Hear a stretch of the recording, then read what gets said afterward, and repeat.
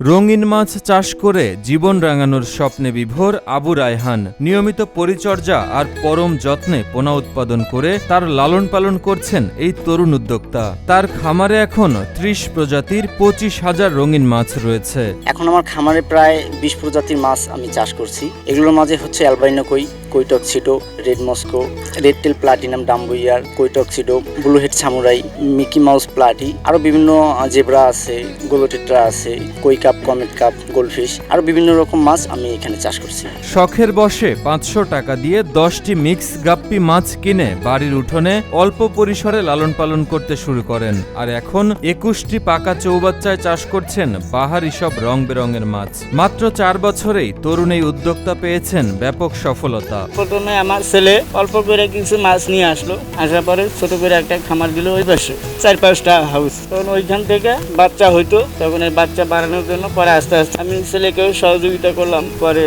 অনেক খামার এখন হয়েছে।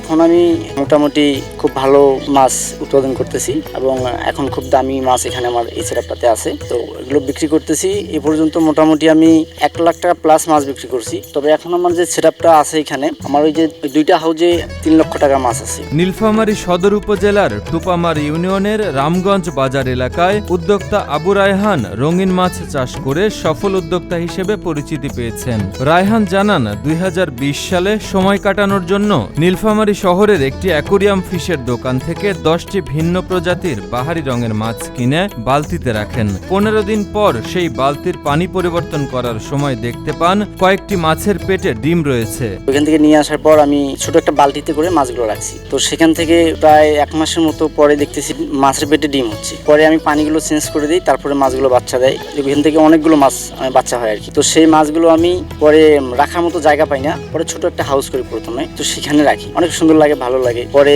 ওইখান থেকে আমি আরো বিভিন্ন জায়গায় ঘুরে বিভিন্ন দোকান থেকে, বিভিন্ন খামারির কাছ থেকে বিভিন্ন রকম মাছ সংগ্রহ করি। তো সেখান থেকে সংগ্রহ করার পর আরো হাউস বাড়াই। এরপর পেটে ডিম থাকা মাছগুলো আলাদা একটি বালতিতে রেখে দেন রায়হান। পরে সেই ডিমগুলো থেকে মাছের পোনা বাড়তে থাকে। আস্তে আস্তে বাড়ির উঠোনে তৈরি করতে থাকেন চৌবাচ্চা। সময়ের সাথে সাথে চৌবাচ্চাগুলোর পানি রঙিন হয়ে ওঠে ছোট রং বেরঙের মাছের পোনায়। আগে ছিল একটা ছিল হাউস ছিল, এখন আর একটা বৃদ্ধি করছে। সামনে যদি আরো সরকারি কোনো সহযোগিতা পায়, ভাই সামনের দিক আরো উন্নত করবে। রায়হানের রঙিন মাছের খামারে এখন ৩০ প্রজাতির ২৫,০০০ রঙিন মাছ রয়েছে। এর মধ্যে রয়েছে mix guppy, short tail, red tail, ear albino koi, koi tuxedo, red মক্সো, snake skin guppy, cobra, white balloon molly, zebra, moontail molly koi ও কাপ কমেট।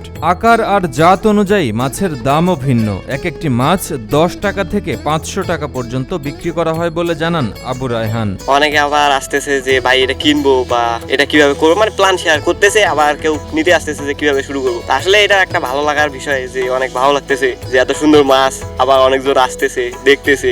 আসলে সরকার যদি এই বিষয়ে আমাদের ওনাকে যদি সাহায্য করে, তো দেখা যাইতেছে যে উনি আরো বৃদ্ধি করতে পারবে বিষয়টা। সরকারি সহযোগিতা পেলে রঙিন মাছের খামারকে আরো বড় পরিসরে গড়ে তোলার পরিকল্পনা রয়েছে আবু রায়হানের। আমি এই পর্যন্ত সরকারিভাবে বা মৎস্য অধিদপ্তর থেকে কোনো সাড়া পাইনি। তবে যদি আমি একটু সাড়া পাই সরকারিভাবে বা মৎস্য অধিদপ্তর থেকে একটু সাহায্য বা যে কোনোভাবে হোক একটু সাড়া পাইলে আমি আমার খামারটা আরো বড় পর্যায়ে নিয়ে যাব। আশা আছে আমার এতটুকু আরো বড় করবো খামার।